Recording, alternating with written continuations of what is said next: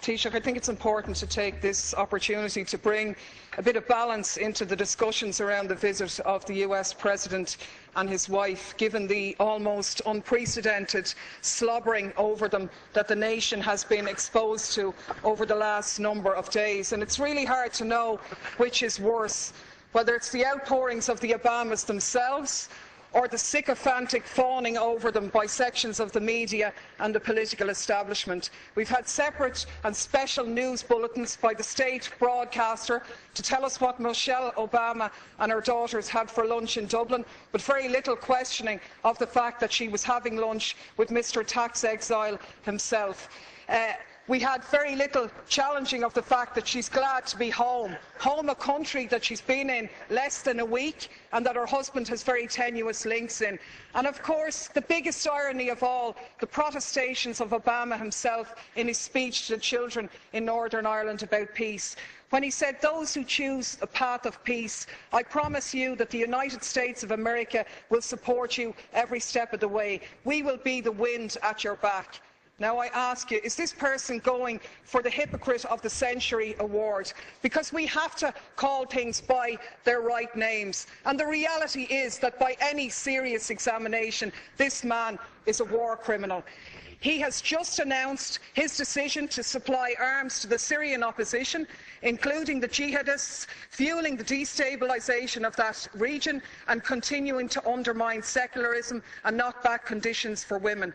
This is the man who is in essence stalling the Geneva peace talks by trying to broker enhanced leverage for the Syrian opposition by giving them arms, and to hell with the thousands more who lose their lives, or the tens of thousands more who will be displaced as this war goes on. This is the man who has facilitated a 200% increase in the use of drones, which have killed thousands of people, including hundreds of children. And you, Taoiseach, you are the one who's turned a blind eye on these activities. You've talked about the G8 being an opportunity to showcase Ireland. But is it not a reality that you have showcased us as a nation of pimps, prostituting ourselves in return for a pat on the head? To be honest with you, we were really speculating this morning whether you were going to deck the Cabinet out in leprechaun hats decorated with a bit of stars and stripes to really mark abject humiliation here. So my question to you, Taoiseach, is as follows.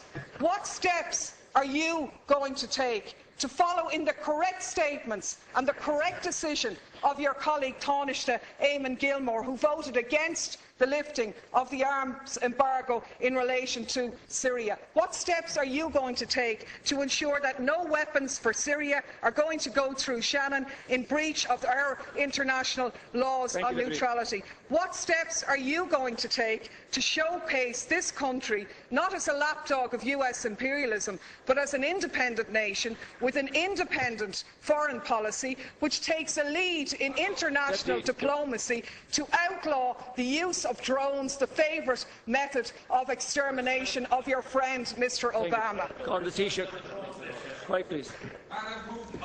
Well, let me confirm to you first of all that the President was not inquiring about your whereabouts or your well-being. I think your comments are disgraceful. I think they do down the pride of Irish people all over the world, who are more than happy to see this island be a host to the G8, the leaders of the most industrialised nations in the world. And for you, Deputy Daly, to stand up here and criticise the American President for giving a continuation of support for a fragile peace process in Northern Ireland, where over 3,000 people lost their lives over 30 years, is a disgraceful do-down. And if you represent those people on the back line over there, if that's the kind of comment that you intend to make, well then it's beneath you actually.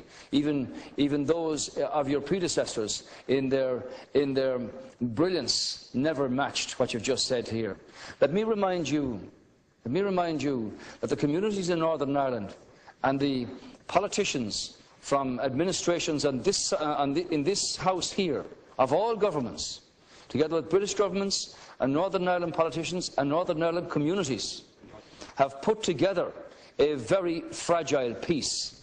And far be it from you to come in here and criticise somebody who wants to support that process, visibly, personally, and with assistance from the United States, where 35 million Irish Americans, Deputy Daly, want this peace process to continue. And the young lady, the young student who introduced the President in Belfast, put her finger on it very well when she said the reality is that Northern Ireland has had a past, and the reality is that Northern Ireland has a future. And that future, Deputy Daly, is one where peace in communities and across communities should abound. And it's beneath you to say that the American President should not be a party to keeping that process alive and visible. Insofar as the discussion on Syria is concerned, there was a serious discussion at the G8 summit with the members of the G8 themselves. I'm not sure whether you favour the Russian intervention here or whether you favour what the European Union put forward. While there was division among the countries in Europe about the lifting of the arms embargo, Ireland took a very clear position on this, which was articulated by the Taoiseach, that the embargo should not be lifted. But the conclusion of the G8 summit was that the Geneva peace talks should take place. Nobody wants to see wanton slaughter and the exodus of hundreds of thousands of people from Syria. And far from a warmongering discussion, the situation here is what can you do to bring about discussions and negotiations that will restore, in the first instance, peace to this situation, and in the second instance, a structure that will allow Syria to continue in the time ahead without the obscenities and the humanitarian crisis that we've witnessed in the last 2 years. Deputy Daly, 1 minute. Please, yeah. 1 minute, Deputy. Thanks, Ceann Comhairle. Of course, I said nothing about the Northern Ireland peace process, a process which everybody supports, but is not one that gives you a licence to do whatever you like anywhere else around the globe. There isn't much peace in Iraq, where 26 people lost their lives yesterday. There isn't much peace in Afghanistan. There isn't much peace in Pakistan, and there certainly isn't much peace in Syria. And the side I'm on in Syria is the one, and what I agree with is the statement by Oxfam, where Oxfam said sending arms to the Syrian opposition won't create a level playing field. Instead, it further risks fuelling an arms free-for-all, where the victims are the civilians of Syria. Our experience tells us that the crisis will only drag on for longer if arms are poured in. And that's in essence what the Americans have done here. I can only take from your non-answer to the question that you were asked is that you're going to take no steps to ensure that those arms will not be sent through Shannon in breach of our neutrality. You said here last week no arms ever came through Shannon. How do you know that, seeing as no investigations take place? The reality is, in 2012, 548 US planes landed in Shannon. How do you know what was on them if you haven't examined them?